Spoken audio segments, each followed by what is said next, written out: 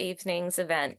So firstly, welcome back, everybody. I hope you had a wonderful Hanukkah, a fabulous New Year's and break, and we missed you. So we are very excited to have you back, and we have an incredible speaker series lined up for you this year, 2025, live on Zoom, as well as a fantastic array of live events across different cities in Australia.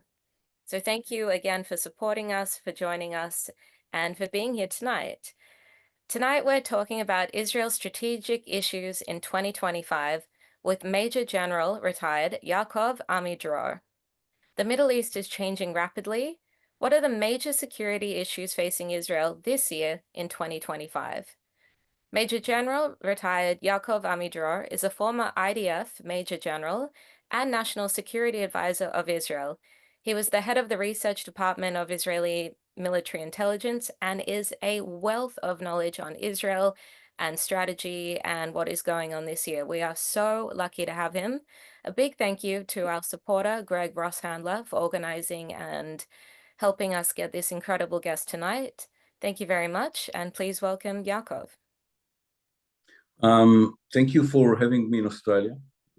I also am a fellow at the Jerusalem Institute for Security and Strategy, which is a very known institute in Australia. And thanks to many friends in Australia, we can continue our research in Jerusalem.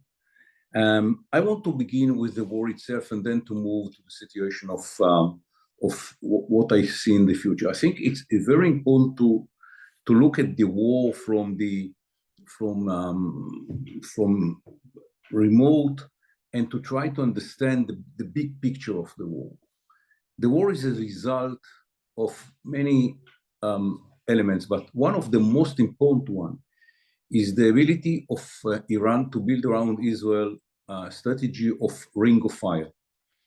The Iranians, through the last 25 years, built around Israel a ring of fire, which its elements are mainly Hezbollah, who is the strongest organization, Hamas in Lebanon, Hamas and Islamic Jihad in Gaza, cells of Hamas in the West Bank, Shiite militias in Iraq and in Syria, and the Houthis, which hadn't been built by the Iranians for Israel, but can reach Israel by missiles.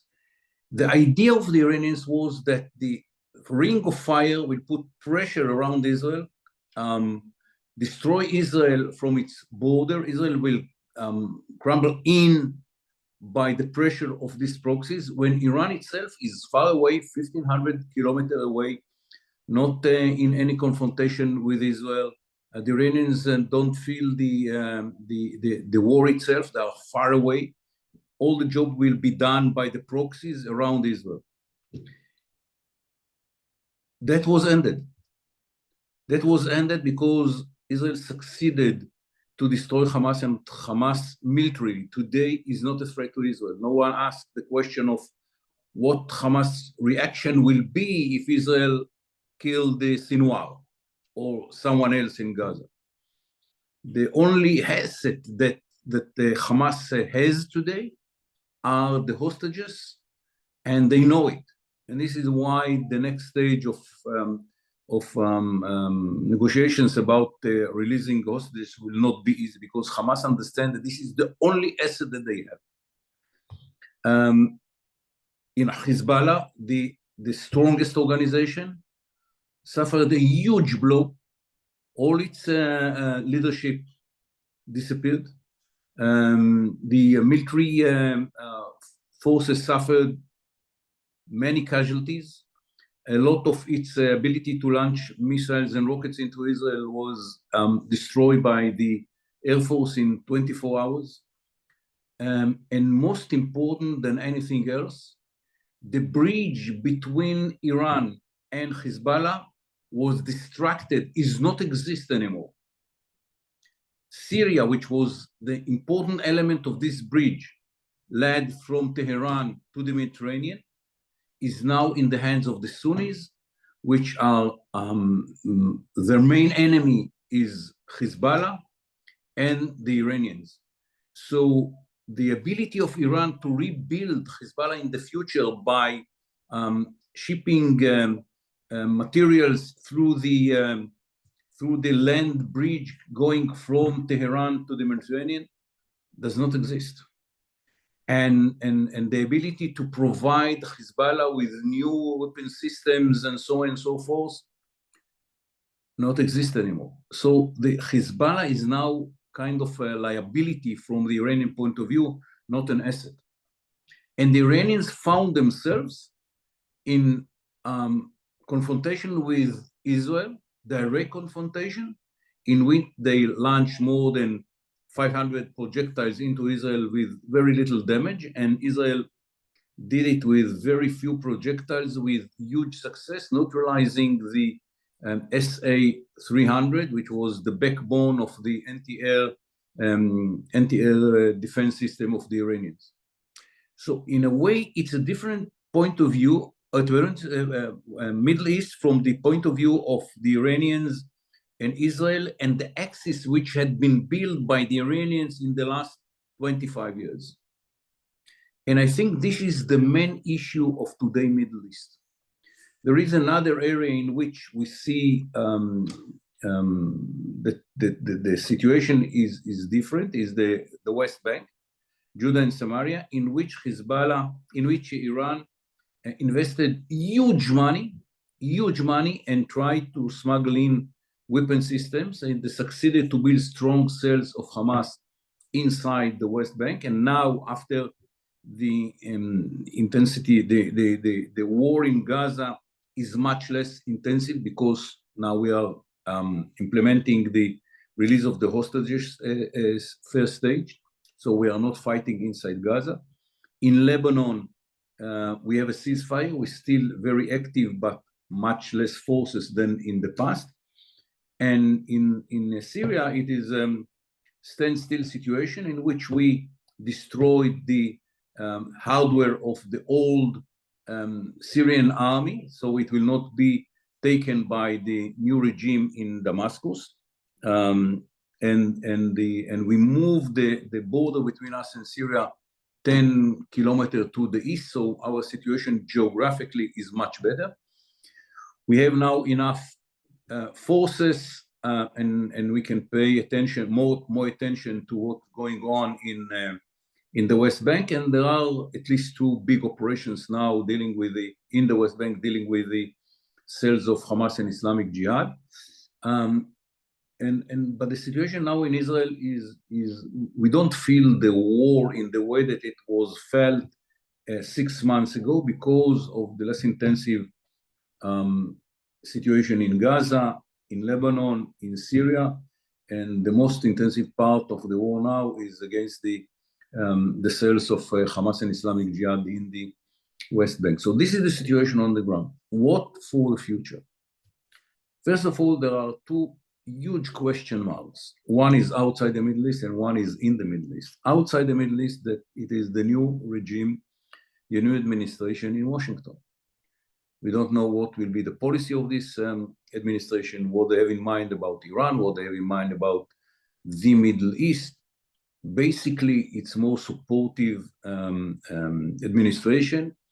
And next week, the Prime Minister is going to meet the new president.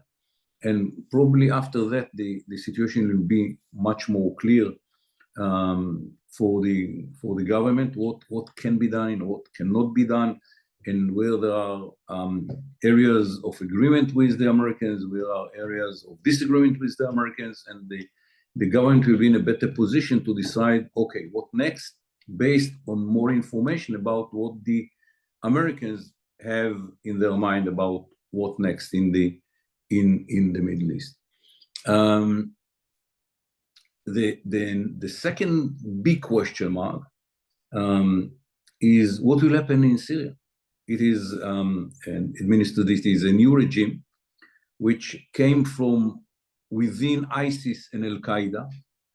They declare that they don't want to be the same in the future. Instead of going with guns, they are going with the tie and suits. Is it real change?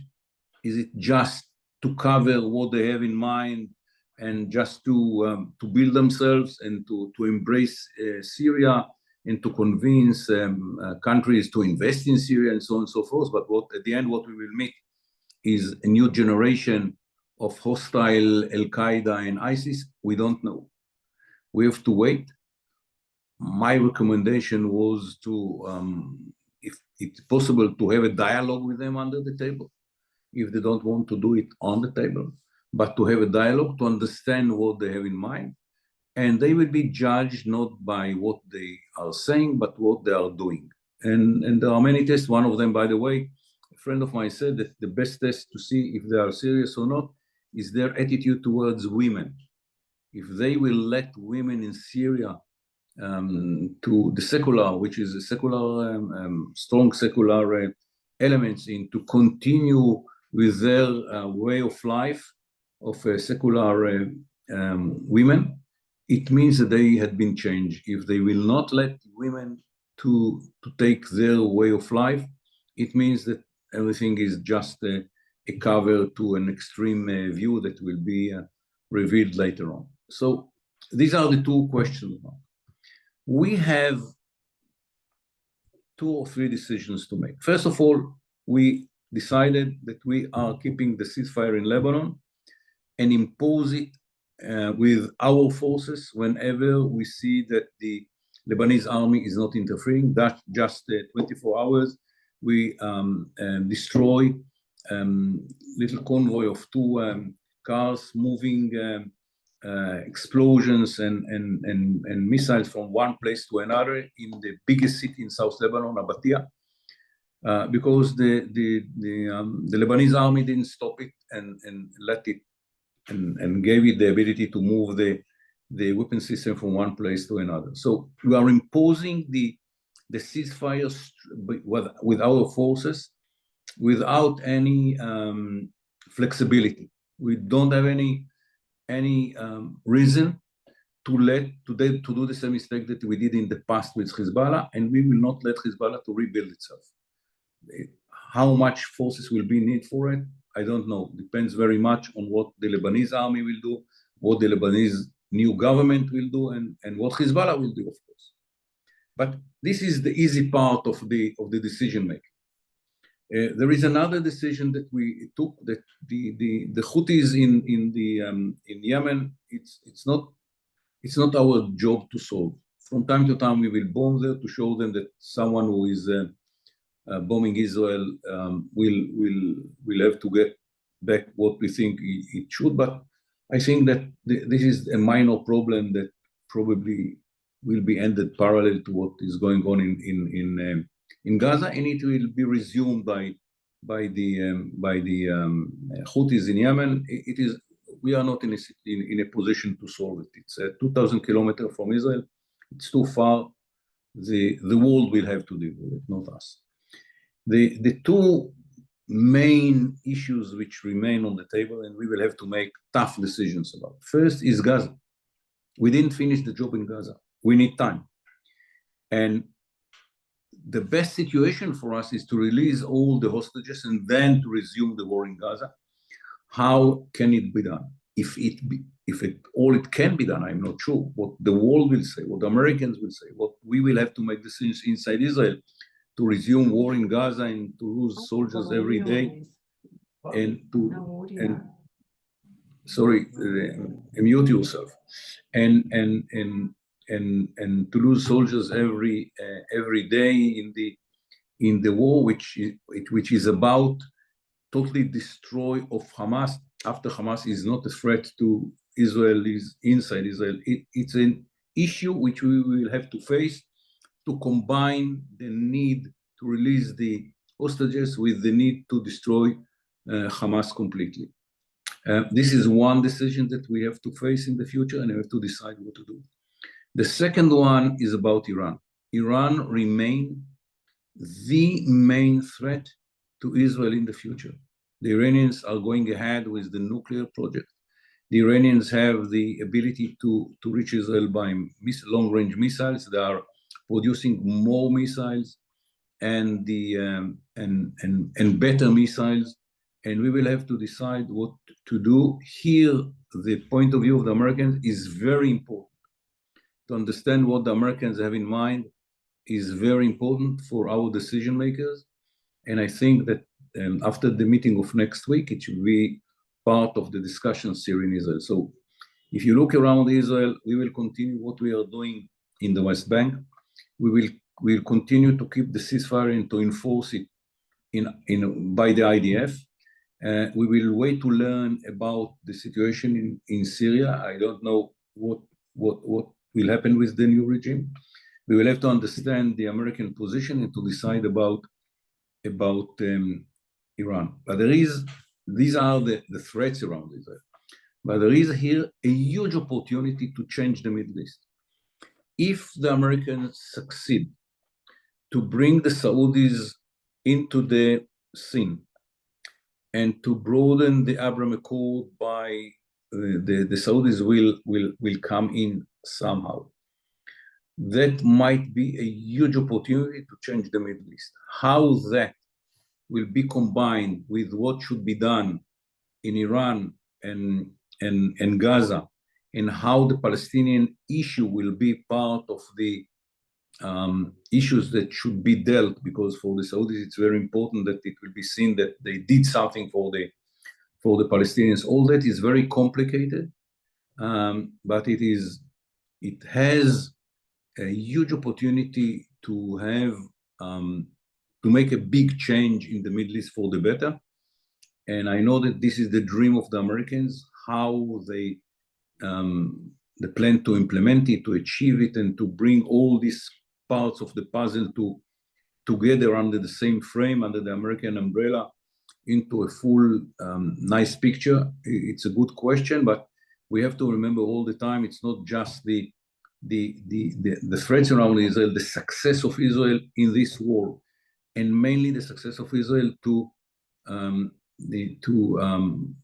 make the Iranians much weaker around the Middle East, and everyone understanding.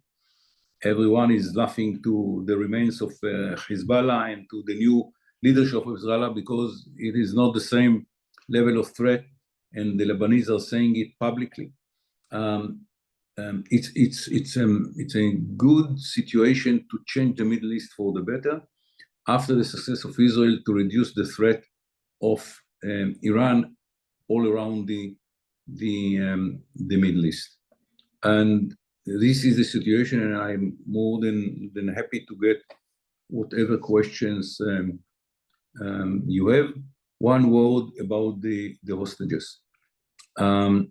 We signed an agreement with Hamas through mediators, and with big involvement of the Americans, the previous administrations and the coming administration.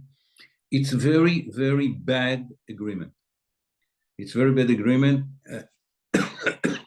We had been forced to let the Palestinians to go back to the north part of the Gaza Strip.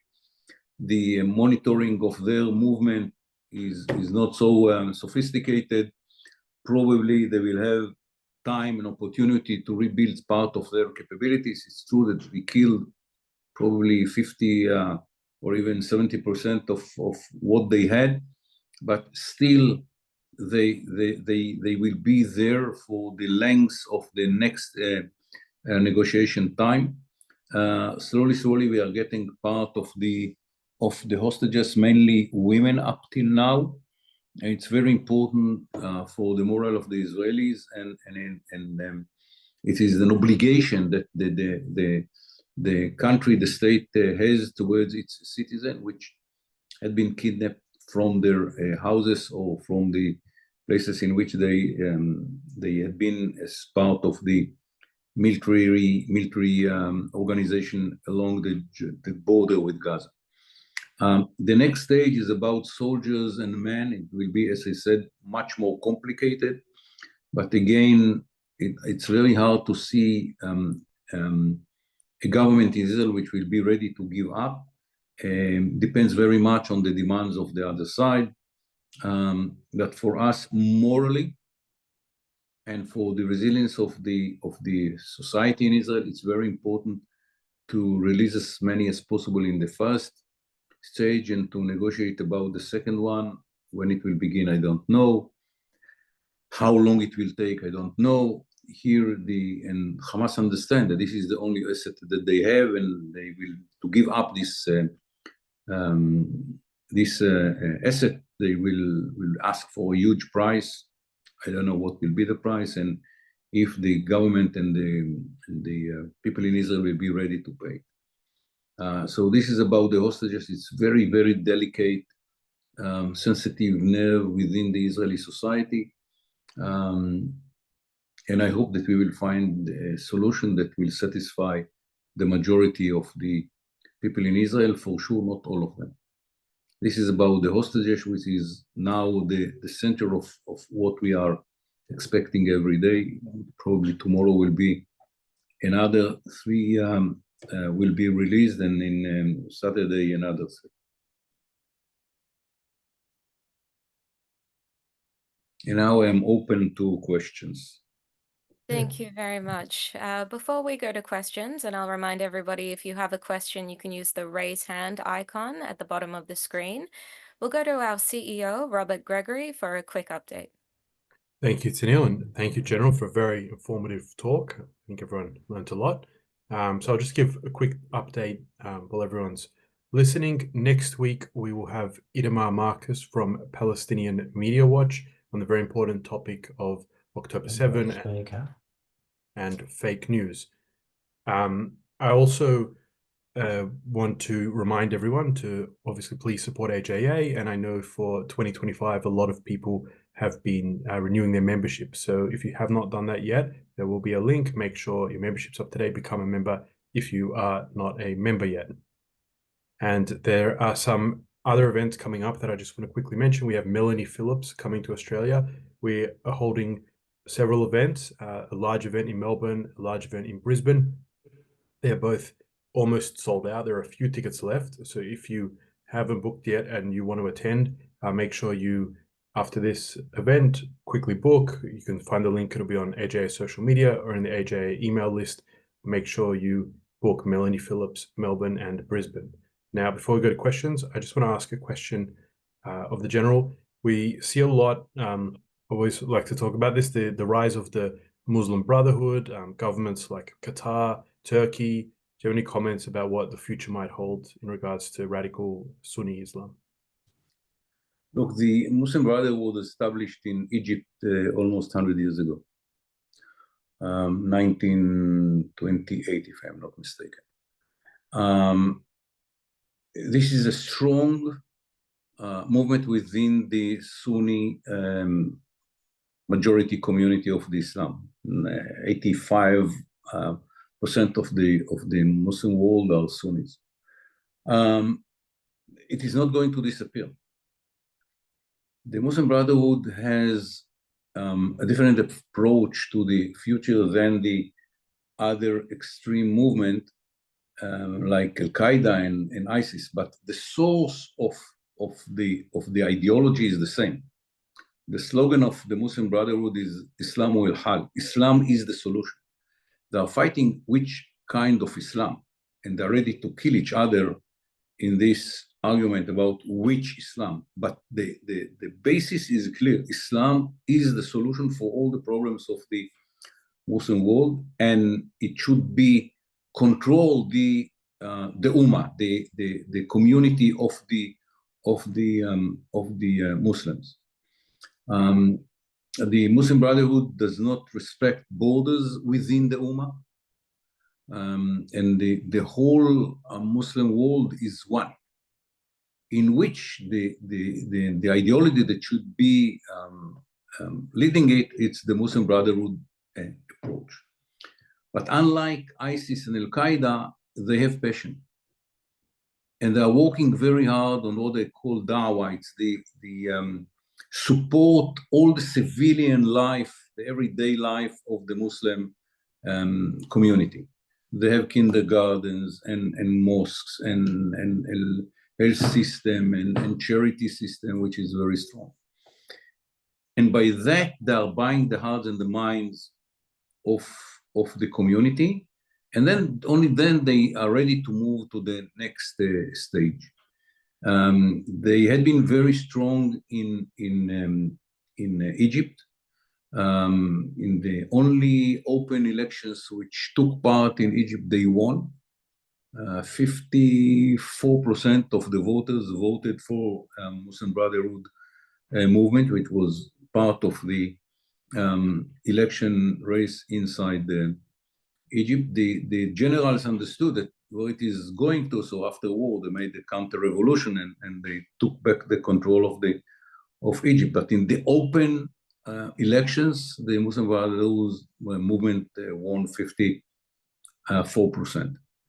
There are three. They had very good. They have very good results in the last elections in Jordan a few months ago, and they had been very strong in Syria. I don't know what their relations now with the more extreme movement of the new regime in Syria, but the rebellion against the first event of war against civilians, which took part in 1970 by the Assad regime, Assad the father, was against Muslim Brotherhood rebellion in Hama, it's north of Damascus. So they had been very strong in Syria. I don't know what is the situation today. No one knows, because more extreme movements became more popular in Syria, and you can see the results now in Damascus. So within around Israel, they are very strong in Egypt, in Jordan, in Syria. And there are some friction fight within the Arab Israelis as well. They are not as, the Hamas itself is a branch of the Muslim Brotherhood. A Palestinian branch of the Muslim Brotherhood is Hamas. That is their origin, and they have still some elements of Muslim Brotherhood in their way of thinking. They try to export the idea within Muslim communities around the world. And they have very strong presentation in Europe and other places around the world. And as I said, it's a very authentic, strong movement within the Sunni community of the Islamic world. And you can identify it almost in every Sunni community which exists either in the Middle East, as I said, in those countries, and outside the Middle East. In Europe, in America, less so, and maybe in Australia as well. The problem is that they know how to behave when they are in the waiting stage. You don't see any connection to terrorism. It's just about dawah. It's about more schools and more health systems and more charity and more education and so on and so forth. They feel that they are strong enough. And that's what happened in Egypt, and this is why the generals were so worried. In many countries, they are the enemy of the regime. In the Gulf countries, in Saudi Arabia, in the Emirates, and so on. So they are totally against them. Qatar is the main finance center of the Muslim Brotherhood today. Al Jazeera is supporting them all around its network. Erdogan view of the world is very identical to the ideology of the Muslim Brotherhood. And this is why we have to see what will be the relations between Turkey, the new regime in Syria. Will it be a new axis of evil, which will be led by ideology of Muslim Brotherhood, including connection to Hamas? Hamas main center today outside the outside Gaza, the West, and the West Bank is in Turkey. It's something that it is in being. Slowly we will see what what will be those connections and how it will influence the future of the Middle East. But Islamic Muslim Brotherhood is a movement which is there. It is not going to disappear. It is very strong. They had ideology and they have very smart way how they are building their connections within the communities and influencing the communities from within. Thank you. Alan Friedman. Yes, thank you, Tennille, and thank you, General. At this stage of the war, Hamas appears to not yet be completely broken, and they still seem to be dictating some of the terms of the way the war is going. The pessimists are saying it's all over, Israel has surrendered. The optimists are saying, just wait a bit, it's not finished yet. What's your view on this? How do you think this is going to play out in the short term, and will Israel actually achieve victory as a lot of people would like? I don't know what means victory. Victory is a nostalgia from the Second World War. It does not exist in this kind of victory does not exist in the present situation of the Middle East. Let's go to the facts. Hamas had around 40,000 members, warriors at the beginning of the war. We probably killed between 15 to 20,000 of them. Add to that the same number of wounded Hamas members, and probably we killed and wounded 80% of what they had at the beginning of the war. Hamas had a network of smuggling in system from Egypt and some areas from within Israel. It does not exist anymore. We are controlling the border between Israel and Egypt, and the smuggling was totally stopped. They had facilities in which they manufactured weapon systems inside the Gaza Strip. We probably destroy 80 to 90% of these facilities, and they don't exist anymore. And the ability of Hamas to produce inside Gaza is it's close to zero. It's not zero, but it's close to zero.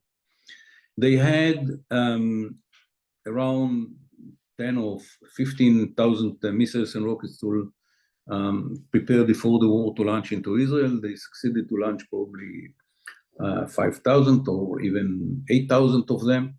And we destroy almost all the others. They have few hundreds probably inside Gaza Strip. The leadership, again, 80–70% of the leadership was killed. And from the Israel point of view, they are not relevant as a threat to Israel. They cannot make any raid like 7th of October again. Israel has along the border no man's land, depths of around 700 meters to kilometer to 1,000 meters that no one can enter. Everyone which will enter in will be killed. And so raid is not an option anymore. And they have very few missiles to launch into Israel. Most of them very inaccurate, but they still have it and they can launch it from time to time. As a threat to Israelis inside Israel, they are not relevant. They are still very relevant to those who might come into the Gaza Strip. If we want someone to take responsibility for the civilian life inside Gaza, no one can come today because Hamas will kill it. They have enough capabilities inside. To destroy what they have today, we need to go through 3 phases. 1, to release all the hostages. The hostages in any area that we had a suspicious of having hostages in, we didn't enter. There are many areas in the Gaza Strip which we didn't enter because we didn't want to come close to the areas in which they kept the hostages, because we knew that the order is to kill them immediately. This is the first stage. How long it will take, how many of them we succeed to release, and so on and so forth, I don't know. The second phase is to resume the war inside Gaza. It very much depends on the first stage and what will be the decision of us and how support we can get from outside? Can we do it against the will of the Americans? Yes, we can. Will it be wise? Good question, because we have the Iranian issue all the time, which we have to remember and to take all what is needed to deal with. And the third stage is to bring into Gaza Strip someone who will be responsible for the civilian issues. But what we have in mind is a situation at the end of the war in Gaza. It's like a big area A in the West Bank, meaning that someone, my point of view is it can be the Palestinian Authority. Not everyone in Israel is happy with this solution. It might be a third Arab country, a foreign organization, I don't know. Someone which will be responsible for the civilian side of the life of the Palestinians, and Israel will remain the only military authority that will take responsibility for the security of the state of Israel. For that, we don't have to have military forces inside Gaza, as we don't have them regularly in many places in the West Bank, but we can go in and out whenever there is an intelligence information or a need to act. We have to do all the three phases. We have to release the hostages, to smash Hamas to the level in which it is not a threat inside the Gaza Strip, and to find the third party that will take responsibility for the civilian life. It is a long process. In the West Bank, it took us in 2010, after the operation, 4 years to clean the area. 4 years. We finished to destroy the main backbone of Hamas inside the Gaza, I don't know, 4 months ago. So we need a longer time to smash Hamas inside the Gaza Strip. And at the end will remain the question, who will rebuild Gaza Strip? Gaza today was destroyed. I don't know, 70, 80, 90% of the buildings either been demolished or with huge effect of the war. Even they still exist, it destroyed inside, outside. So I think that $100 billion will be needed to rebuild Gaza, and we have to make sure that that will not go to the Hamas hand, that Hamas will not build 7th of October under the new rehabilitation of rebuilding of Gaza Strip. So it is going to be a very complicated stage, but this is after having someone who will take care for the civilian life of the Palestinians, which they are in a very bad position. They have enough water, they have enough food, it's very expensive, they have enough medicines, but the standard of living, the way of living inside Gaza in tent, and when 90% of the buildings had been destroyed or damaged by the war, it's not a situation that can continue forever. Thank you, General. Peter, I'll ask you to unmute, please. Unmuted. Thank you very much. Thank you, General. I'm interested in your view on some talk these days about the death penalty for terrorists and what impact that might have on future negotiations with terrorist organizations. My assessment that will not reduce the level of terrorism. That people who are conducting such horrors like the 7th of October don't afraid from death penalty. What they did is atrocities in the level of primitive baboons in the jungle. I mean, this is not something that will deter such unhuman being from what they did. And I think it's bad for us. It's bad for us as a society to have, I don't know, to announce every second week that we killed someone in one of our prisons. It's bad for the Israeli society, and it will not deter anyone. So I'm personally against it. Thank you. Tony, please unmute.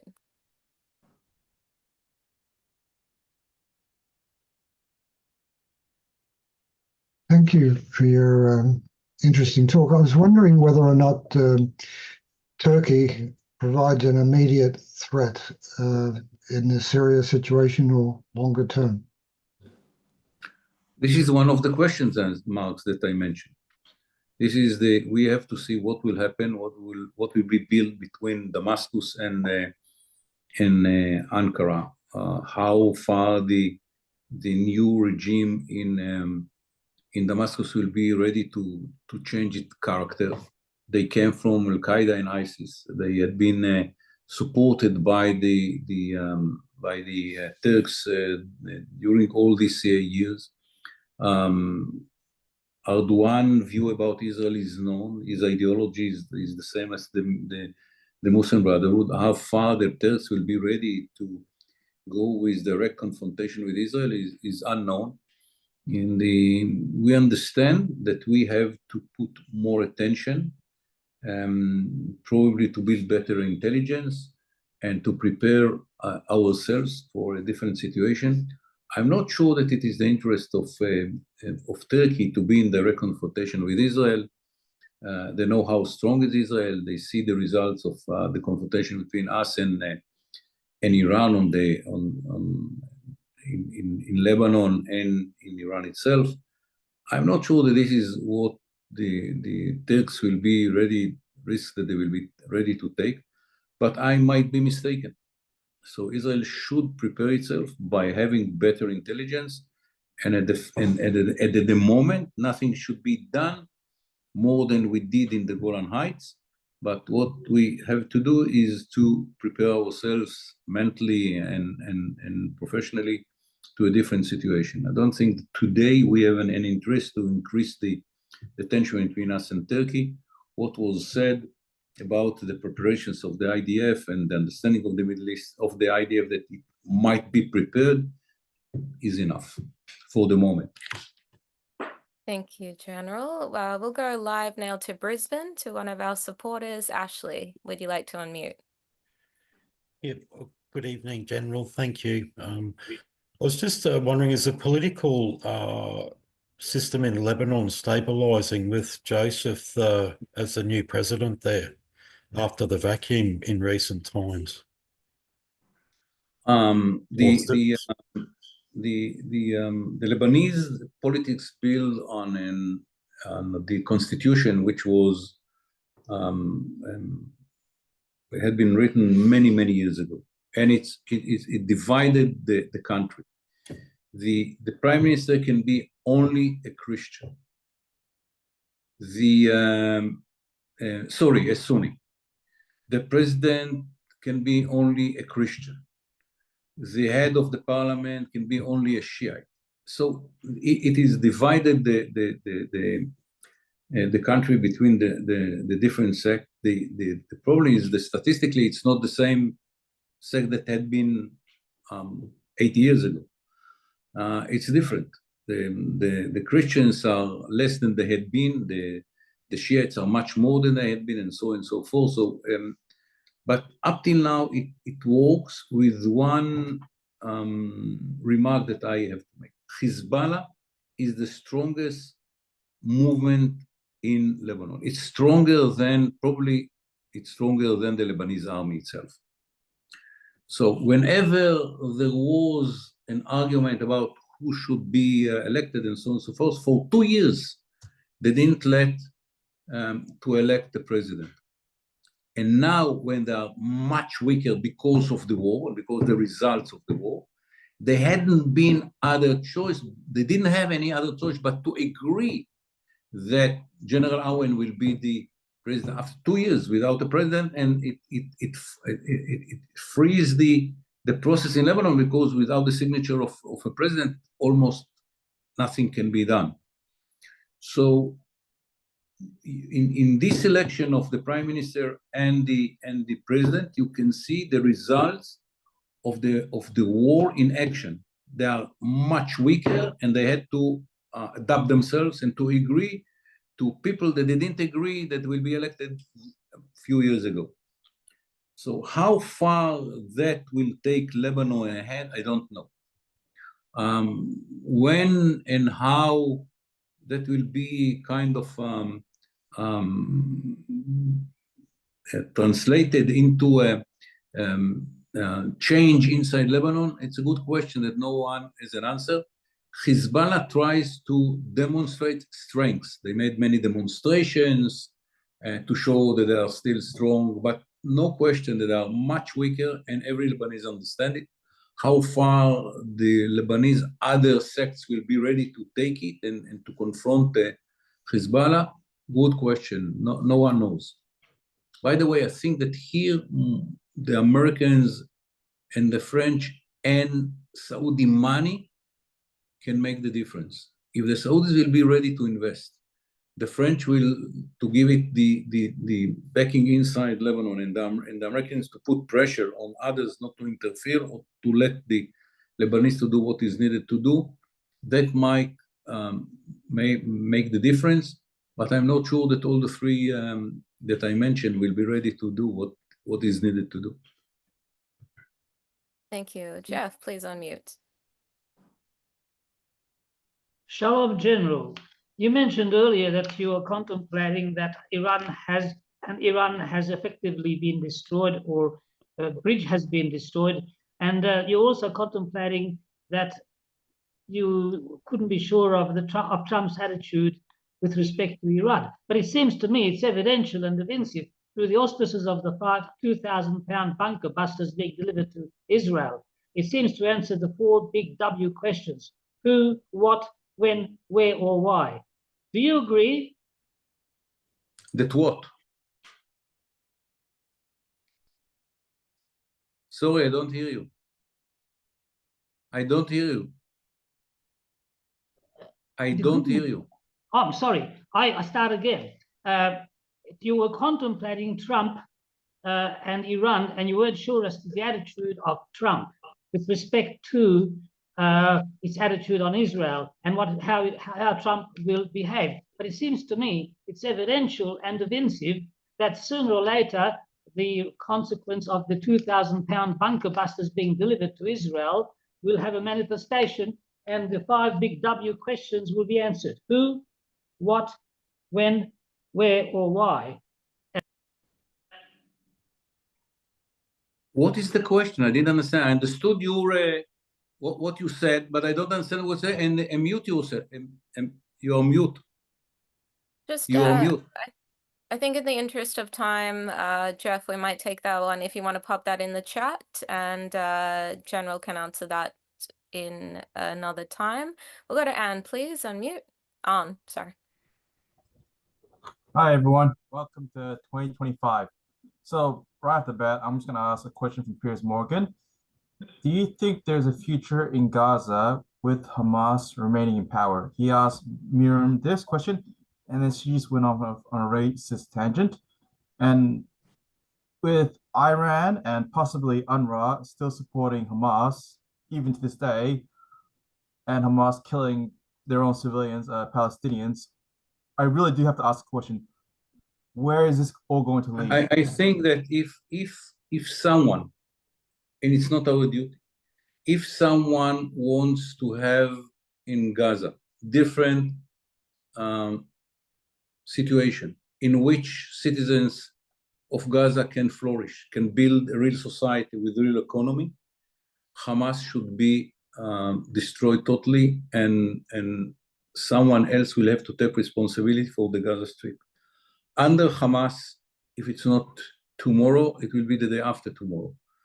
Hamas has a clear ideology of destruction of the state of Israel, and they will do whatever they can to build their capabilities in the future, and then Israel will not have any other choice but to go in and out all the time and to destroy whatever will be built in Gaza. If someone wants to build for the Palestinians in Gaza a real future in which they can live and flourish, Hamas should be totally neutralized, and Hamas cannot control Gaza in the future and cannot have the ability to rebuild its military capability. And for that, the one who will come in will have to disarm Hamas and to expel its leadership, and it will be clear in Gaza that Hamas is not an option. If Hamas is an option in Gaza and will be option in Gaza, it will be another rounds of wars in the future in which Israel will not have any other choice but to destroy whatever will be built inside Gaza. Thank you, General. Anthony, although it might not be Anthony. Hey, I noticed some people asking in the chat as well. I mean, the most logical thing, which Trump has alluded to, is for Egypt, Jordan, and the Gazans can also choose Iraq, and there's a whole lot of other countries they can choose from that could absorb them. Why isn't this considered as a serious solution? And Gaza should be taken over by Israel, and then no more security problems. It's not our heads. If that will be done by the Arab countries, we will be more than happy, but we cannot make it. It's not in Israeli hands. Saul, please ask your question. Thank you for your penetrating talk. Could I just ask a quick question? You alluded to the role of Saudi Arabia in Lebanon. Could you like to elaborate on the role of the Saudis in the whole question of the Middle East now? Look, the Saudis are a very important country in the Middle East now with the richness that they have and the new energetic leadership that they have. It's a different state. When I was young, responsible for the Saudis in military intelligence, I used to say that the Saudis don't want that anything will be changed. Just don't make any noise. That's all. That was the most important thing for the Saudis. It's a different Saudi Arabia.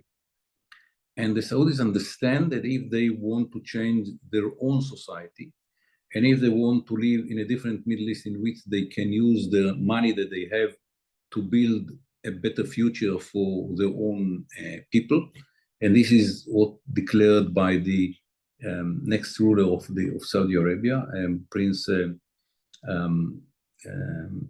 the prince which is now number 2 formally, but number 1 actually, Mohammed bin Salman. They understand that they need a different Middle East. And in a different Middle East, Israel has a strong and important role. Israel is a hub for technology. Israel is an anchor of stability. Israel is a determined state which is ready to fight if there is a need. Israel is the only force that can contain the Iranians and maybe in the future the Turks that the Saudis don't like. And Saudi Arabia understands that it should be a different kind of Middle East.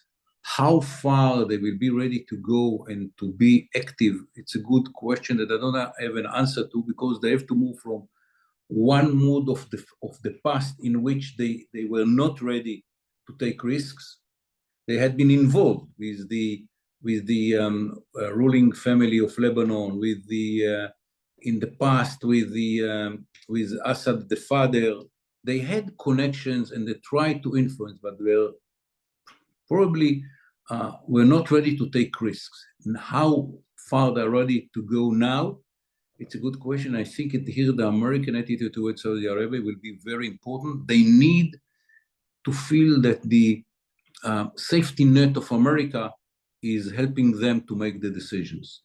And it is now beginning kind of a dialogue between them and the Americans, and probably under the table, you will see other participants, and something might be built here, and then Saudi Arabia's role in this change will be much, much important.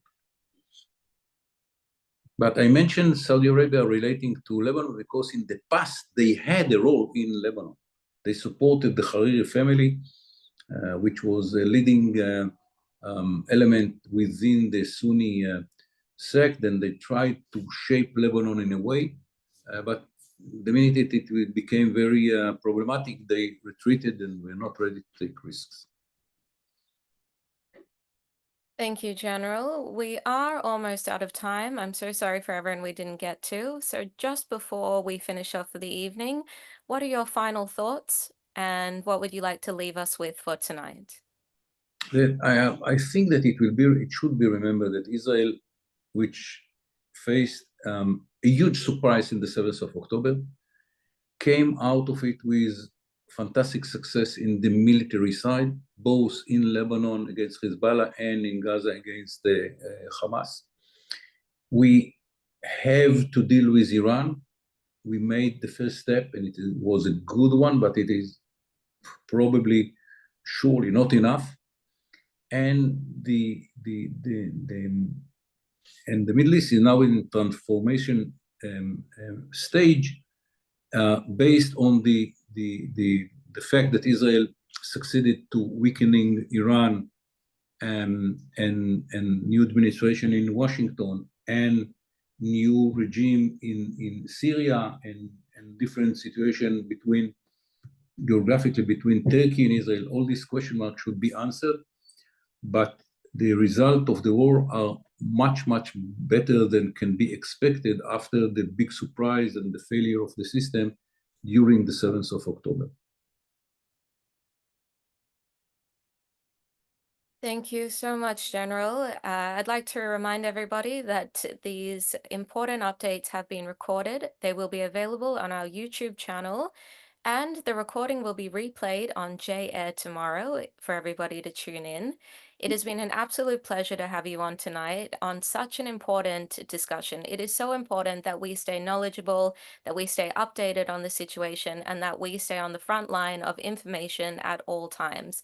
So thank you to everybody who's joined us this evening. Again, thank you to Greg Rosshandler for his support in organizing the General being here with us tonight. Finally, I would like to remind you that Melanie Phillips tickets are almost sold out. They are almost sold out in Brisbane and Melbourne. It has been a phenomenal success so far. So if you haven't booked, there is not much time to pick up those final tickets. So once again, thank you everybody for coming. A big thank you to Yaakov Amidror. Thank you for joining us tonight. It's been a pleasure. Thank you, Greg, personally. Thank you.